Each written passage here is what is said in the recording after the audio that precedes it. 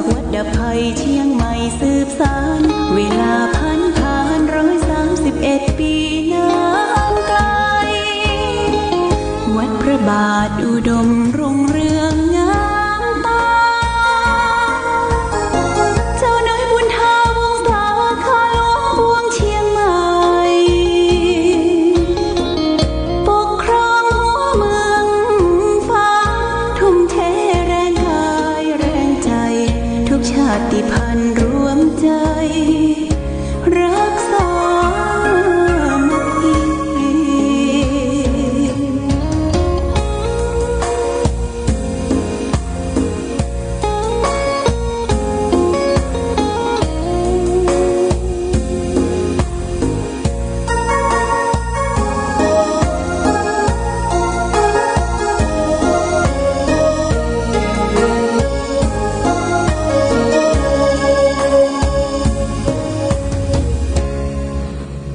เป็นวัดร้างโบราณ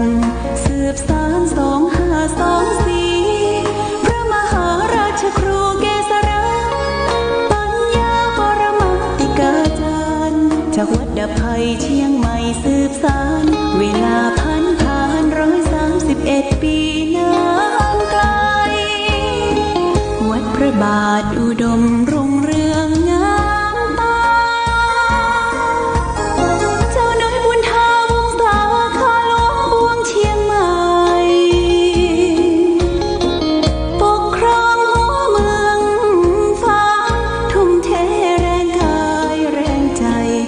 ชาติพันธุ์รวมใจ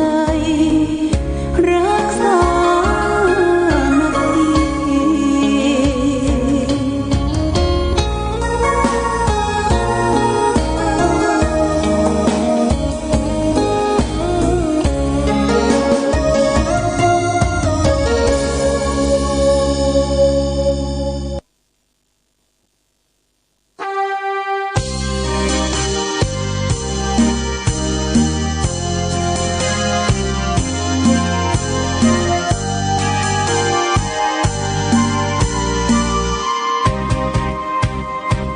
กำเนิดองค์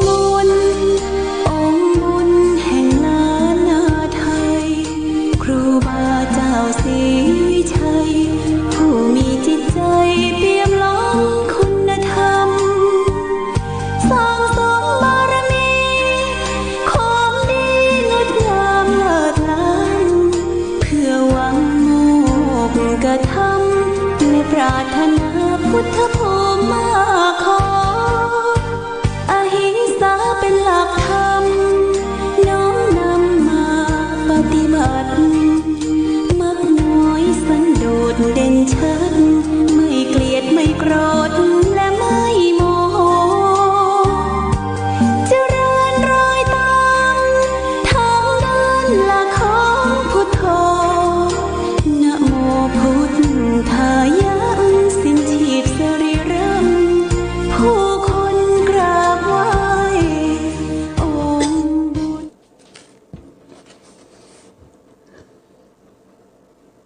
เจริญสุข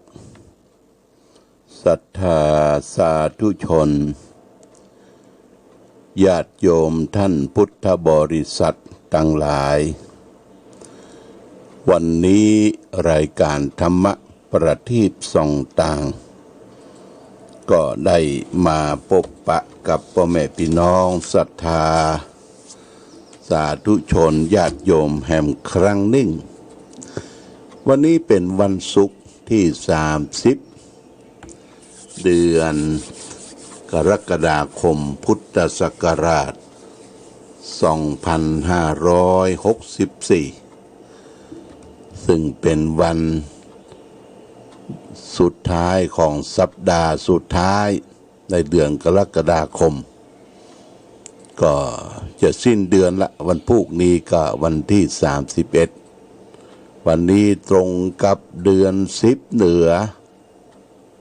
แรม6 ค่ำญาติโยมก็วันศุกร์ฝนก็ยังปล่อยมาอยู่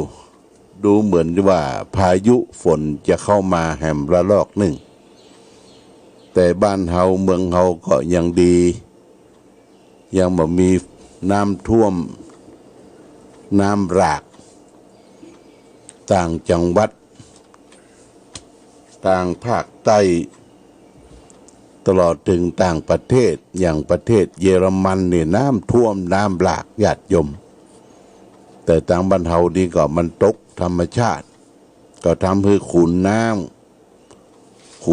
ำดีก็น้ำเจิ่งน้ำนองเหมาะแก่การทำการเกษตรน้ำก็พอดีพอใจในปีนี้แต่ว่าน้ำเขื่อนยังน้อยอยู่เนอะญาติโยมเขื่อนต่างๆนี่เพิ่นว่ายังบ่พอเพียงที่จะเก็บน้ำที่เอาไว้ใจหน้าแล้งก็น้ำนี่เป็นปัจจัยสำคัญยิ่งสำหรับมนุษย์คนเฮาถ้าเฮาขาดน้ำขาดเครื่องอุปโภคบริโภคปัจจัยน้ำนี่เฮามนุษย์คนก็บ่สามารถที่จะอดรนทนอยู่ได้น้ำเป็นธาตุหนึ่งในธาตุทั้งสี่ธาตุดินธาตุน้ำธาตุไฟธาตุลมอันใดที่มันมีคุณมันก็มีโทษถ้ามันเกินกว่าที่เราต้องการญาติโยมตัวเราก็เหมือนกันธาตุสี่ถ้ามันแปรปรวนไปนะธาตุดินธาตุน้ำธาตุไฟธาตุลมถ้าธาตุอันใดมันผสมดุลเขาก็เจ็บไข้ได้ป่วยเนี่ยโบราณเปิ้นก็มีการที่จะดูชีวิตชะตาว่าปีนี้ธาตุสี่มันขาดธาตุอะไรอย่างเปิ้นก็นับดูดวงดูชะตาชีวิตว่าธาตุสี่มันขาดธาตุอะไรอย่างขาดตกบกพร่องไปก็ทำมือเฮาเนี่ยบ่ค่อยสบายเพิ่งกระตกธาตุสี่ฮื้อนะธาตุสี่หัวใจธาตุสี่ก็คือนะมะพะทะหัวใจธาตุสี่ญาติโยมท่านสาธุชนวันนี้ก็จะได้นำสาระธรรมนำมาฝากคือแก่ศรัทธาญาติโยมสาระธรรมธรรมะทางสุขใจแล้วเอามาฟังตอนเจ้านี่เมื่อคืนบึดก็ยังจะได้มาพบแหมรอบหนึ่งในวันศุกร์เนี่ยตั้งแต่20 นาฬิกาไปถึง22 นาฬิกา8 โมงเมื่อคืนไปถึง10 โมงเมื่อคืนมีเวลายาวก็จะได้เอาสาระธรรมะมาเทศน์มาแสดงแล้วก็จะได้เจริญพุทธมนต์ฝากไปถึงบ้านถึงจองทำน้ำมนต์ให้แก่ศรัทธาญาติโยมท่านสาธุชนเพื่อเป็นกำลังคิดกำลังใจในการแปรปรวนของธาตุสี่เฮาที่มันบ่สบายญาติโยมนะเพราะว่าตัวเฮาเนี่ยมันบ่ใช่ว่าสุขเกิดมาสบายเกิดมามันก็เป็นทุกข์ทุกข์เพราะธาตุสี่ขันธ์ห้าเนี่ยมันแปรปรวนมันเกิดขึ้นตั้งอยู่แล้วก็ดับไปเป็นอนิจจังทุกขังอนัตตาเป็นสภาพบัดเที่ยง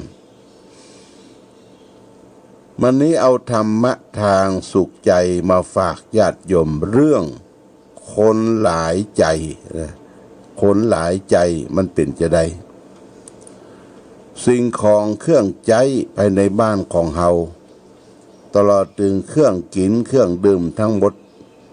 นั้นจัดประเภทได้มีสองคือประเภทที่หนึ่งเป็นสิ่งจำเป็นแก่ชีวิตที่ขาดบ่ได้อีกประเภทหนึ่งเป็นสิ่งที่บ่จำเป็นแต่คนเฮาก็ว่ามันเป็นสิ่งจำเป็นเพราะเป็นสิ่งสำหรับประโลมใจเป็นเครื่องอุปกรณ์ในการสนองความอยากความใคร่ในใจของคนเฮาสิ่งจำเป็นสำหรับชีวิตนั้นก็คือมีขอบเขตมีปริมาณอันจำกัดเช่นว่าข้าวน้ำก็ขนาดพอรับประทานอิ่มท้องวันละ 2 มื้อ3 มื้อเป็นอย่างมากเสื้อผ้าอาภรณ์เครื่องนุ่งห่มพอปกป้องกันความร้อนความเย็นที่อยู่อาศัยก็ต้องการเป็นที่เพียงเป็นที่พักผ่อนนอนหลับมีห้องพักผ่อนห้องนอนแต่ถ้าจะใจซอยสิ่งเหล่านั้นขึ้นตามความใคร่แล้วต้องมีมากกว่านั้นมากกว่าหลายร้อยเต้าพันเต้าอย่างบ่มีขอบเขตขนาดได้เป็นพระราชาบนสวรรค์เช่นว่าพระเจ้ามันตทาราชมันตทารุราชเนี่ยก็ยังแบบเพียงพอในการเสวยสมบัติด้วยความใคร่บักอิ่มหื้อเต็มไปด้วยความจะป่วยไปใหญ่ถึงการทะเยอทะยานในการแผ่อำนาจเช่นว่านโปเลียนมหาราชเนี่ยการล่าเมืองขึ้นแบบประเทศต่างๆในตะวันตกในสมัยการก่อนที่ผ่านพ้นมาและการแผ่ลัทธิทางการเมืองของคอมมิวนิสต์ในสมัยก่อนโน้นจะได้บรรลุถึงจุดแห่งความเต็มได้อย่างใดกันการกระทำของเขาประจำเป็นแก่ชีวิตเลยแต่ก็เป็นสำหรับเป็นการเยื่อให้เกิดความใคร่ความอยากเป็นของเขาจึงแน่ใจได้ว่าการดิ้นรนขนขวายของโลกและของคนในโลกจะต้องมีอยู่ต่อไปตราบใดที่กิเลสในใจยังไม่ได้รับการกำราบปราบปรามให้มันลดน้อยลงไปความอยากใหญ่ก็ลดลงไปเพียงเท่าอันนั่นเองคือความบรรลุสุดยอดแห่งความสุขของมนุษย์เขาก็จะต้องประสบกับความลำบากเพราะการตามใจตามกิเลสของตนอยู่เรื่อยๆไปจะมีไฟร้อนประเภทไหนที่จะแผดเผาคนเราให้เร่าร้อนยิ่งกว่าไฟประเภทนี้บ่มีแห่งแล้วคนประเภทที่เองที่เขามีอะไรอย่าง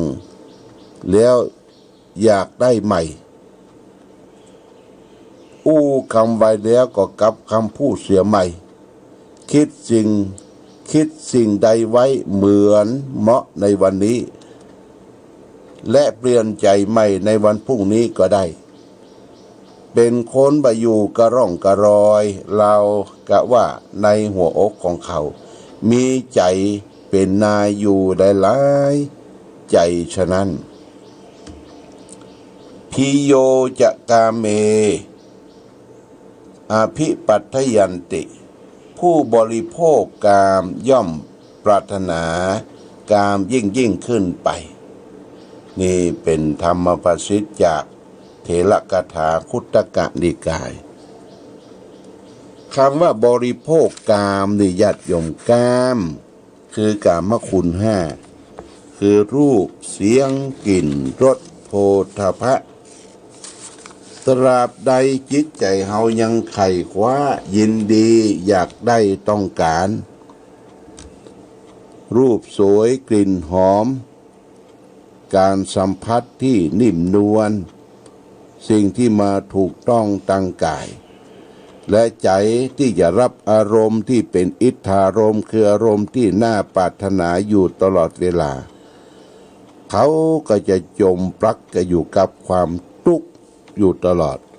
เพราะมันบ่อิ่มบ่เต็มใจเขาเนี่ยมันบ่อิ่มบ่เต็มมันไข้คว้ามันยินดีอยากได้ต้องการอยู่ตลอดเวลาญาติโยมเฮาลองนึกถึงง่ายๆอย่างเฮากินข้าวเนี่ยคาบนี้มื้อนี้กำลังกินอยู่นะใจสอดคิดไปถึงคาบหน้าละว่าอย่าเอาอย่างมากินแฮมทั้งที่ว่ากำลังกินอยู่ยังบัดตันอิ่มเตี้ยคิดถึงคาบหน้า เนี่ยใจเท่าปล่อยมันไปนะปล่อยมันไปบ่เลี้ยงบ่ดูบ่พอบ่กอยบ่ให้มันเชื่องบ่ให้มันกุ้นบ่มีสมาธิบ่มีความตั้งมั่นเรียกว่าจิตใจฟุ้งซ่านญาติโยมนะจิตใจฟุ้งซ่านคิดไปจิปาทะได้ยินเสียงเปิ้นโฆษณาน้อยได้ยินเสียงเปิ้นประชาสัมพันธ์น้อยมันม่วนหูสนอหูใจไปละใจปึ้งใจปึ้งบ่ตั้งมั่นของจิตใจของตนเองเพราะฉะนั้นจิตเป็นนายกายเป็นบ่าวจิตใจเขาเนี่ยเป็นคนรับใจกายนะถ้าใจดีทุกสิ่งทุกอย่างก็ดีไปหมดถ้าใจบ่ดีเนี่ยญาติโยมการคิดการอ่านการกระทำยังออกมาก็บ่เป็นผลสำเร็จเพราะบ่ได้ฝึกที่ใจหัวใจนักพัฒนาเปิ้นบอกเป็นคำกลอนสอนใจว่าจะปลูกพืชให้เตรียมดินจะทำกินให้เตรียมอาหารจะพัฒนาการให้เตรียมคนจะพัฒนาคนให้พัฒนาที่จิตใจถ้าจะพัฒนาไผ่เนี่ยให้พัฒนาตัวเฮาก่อนเป็นประการสำคัญญาติโยมพัฒนาตัวเองเนี่ยนะตัวเองบังคับตัวเองได้ก่อนนะบังคับบางทีมันมีความอยากได้ก่อนบังคับบางทีมันมีความโกรธความฉุนเฉียวได้ก่อนบางทีมันมีความหลงได้ก่อนหลงในรูปเสียงกลิ่นรสโผฏฐัพพะต่างๆญาติโยมถ้าเขาบังคับบัญชาตัวเองเขาก็ปล่อยตัวเองไปเหมือนกับว่าวญาติโยมแต่ก่อนเป็นละอ่อนนี่จังเล่นว่าวพอลมหน้าหนาวเข้าเขียวมาจะมีลมว่าวเพิ่นก็เอาว่าวมาปล่อยกันลมเนี่ยมันจะถูกปัดวีว่าวไปจุดนั่นจุดนี้ถ้ามันมีลมมันก็บักสามารถที่จะขึ้นได้จิตใจเขาก็เหมือนกันทุกกิเลสมันปัดญาติโยมกิเลสมันปัดทั้งความโลภทั้งความโกรธทั้งความหลงบ่ได้เป็นตัวของตัวเองเพิ่นมาเป่าหน่อยอู้หน่อยเวิ้งเป็นคนเวิ้งเป็นคนมาตั้งมั่นอยู่ในจิตใจของตนเองแล้วก็ชอบเรื่องความเสียหายญาติโยมยกตัวอย่างง่ายๆชอบความเสียหายที่ว่าเปิ้นซุบซิบนินทาอย่างเฮาได้ยินพ่องบริพ่องเนี่ยมุ่นเข้าไปลูกมุ่นเข้าไปฟังบัดชัดเอามือป้องหูฟังแหมว่าเขาเล่าเขาว่าอย่างอยากจะมาเล่ามาสาธยายให้ปากแจ๊ะต่อไปแหมถ้าเปิ้นเล่าเรื่องนั้นเรื่องนี้บ่ตรงกับเล่าของตนเองบ่ได้ว่าตัวเองตัวเก่าก็บ่โคตรบ่เกียดถ้ามาว่าพ่อว่าแม่ว่าตัวเก่าเฮาเนี่ยโคตรเกียดโมโหโทโสขึ้นมาเป็นฟืนเป็นไฟ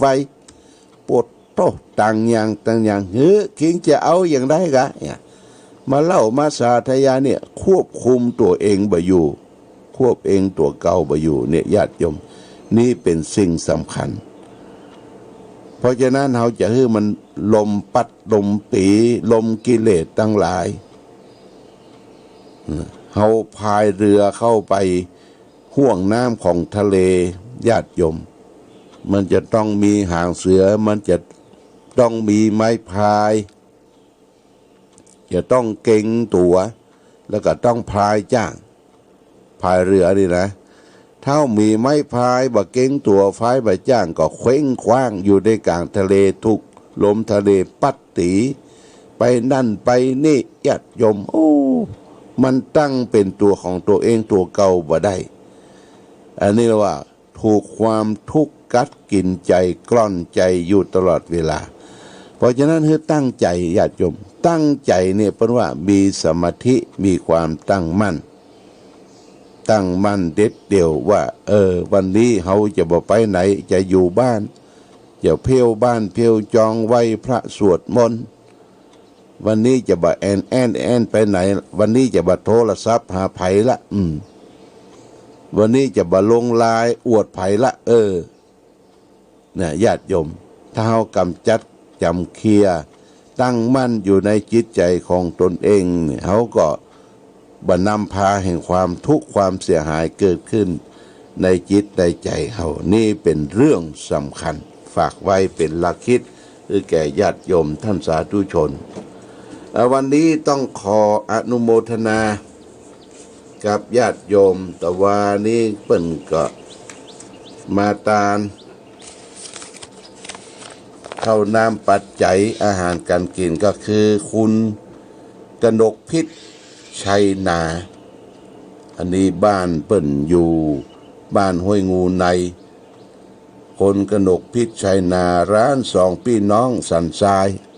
ปากตางสันทรายที่จะเข้าไปปากตางห้วยงูก็มาถวายเข้าอาหารปัจจัยอุทิศส่วนกุศลแก่บรรพบุรุษเป็นพ่อเป็นแม่แล้วก็ยัง